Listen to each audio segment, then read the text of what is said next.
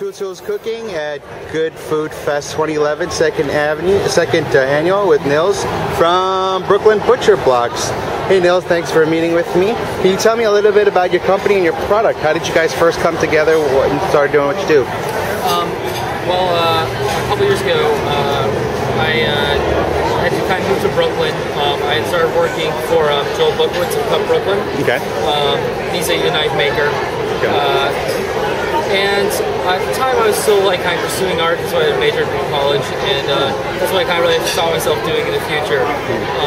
But at some point, you know, I just found like, I don't know, it was going nowhere, and I was just like creatively, I was like, you know, I really need a guy like put that on pause, and you know, maybe I just need to experiment with something else and get kind of like a fresh head. Okay. So I kind of just decided to stop doing that. I started accumulating woodworking equipment in my basement in Sunset Park. Okay. And I made a few things, like I made some small pieces of furniture. I made you know, a few ButcherBlocks. I made like a small cabinet. And you know, just working with Joel, you know, the ButcherBlocks was a good fit, so it just kind of stuck. Okay. That's pretty much where I am today. Why ButcherBlocks over, say, furniture or any other sort of carpentry or woodworking? I mean, I guess there is one thing that I find kind of like interesting, particularly about ButcherBlocks, that you're making a tool that has a certain very specific purpose. Yeah. You know, tables and chairs. I mean, in terms of like the actual like a lot of the sort of like skills utilized in like say like chairs, like you know, tables, like you're talking about like, you know, a lot of joinery, which is like certainly more difficult than like, you know, doing like a ButcherBlock. But there's also something kind of tricky with the ButcherBlock, like that you really have to like design. Like it has a certain very specific purpose. It's not like a passive purpose. It has to actually like, perform well. Yeah, it's a functional tool. Yes. Yeah. All right. Now, so what goes into your ButcherBlocks? I mean, so what pretty much, you know, they're made of either, I really stick to either walnut or cherry, both of which are from Western Pennsylvania. I try to keep everything in the States. So that comes to me rough cut. Then I mill everything myself in my shop.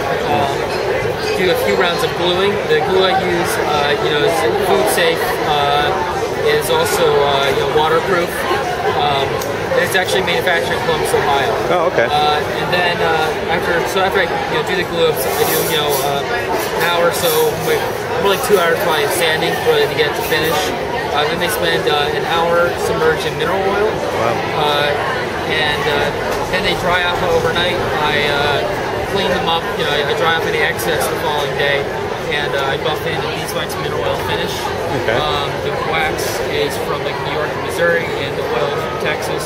And I compost everything at compost from Brooklyn and Kensington. All right.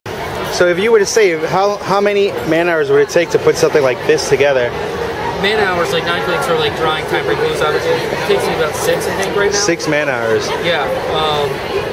Yeah, I mean, there's also like other sort of like sort of like glue up. Like it also kind of matters the way in which you position the wood. Like you can actually position the wood in such a way so that it wants to kind of more like cohesively wants to like expand and contract, as it inevitably will. I mean, if you keep it like maintained with oil and you know, like a beeswax mineral oil mix. Stay pretty stable, but still it's going to inevitably, you know, there's going to be like some sort of variation if it's like sitting on the sun or something. Okay. So by arranging the grain in a particular pattern, you actually allow the board to kind of like more naturally expand and contract together. So I mean, that's like something that can actually take up a little more time than you think. Definitely the sanding, like end grain in particular, is difficult to like really sand. It's just a lot more. There's a lot more elbow grease than like long grain. Okay.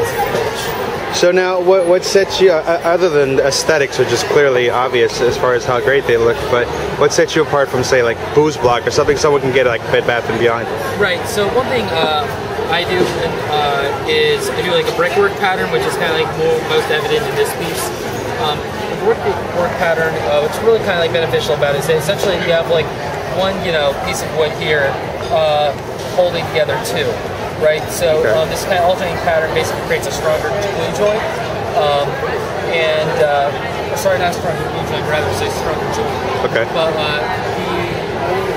whereas like if it's a Booze Block, what usually happens is that you have kind of like a checkerboard pattern, which, like, you know, it just looks crosshatched. The issue with that is that where the four corners of, like, say, an individual piece of wood meat is particularly weak, because I mean, like, it's just that like that one point where they all meet, it's like there's nothing really holding it together right there. It's just glue. So you really want like sort of like a piece of wood kind of to like overlap, basically, just to keep it together. A lot of engineering that goes into that, huh? You wouldn't have thought. Okay. Yeah, I mean, you know, just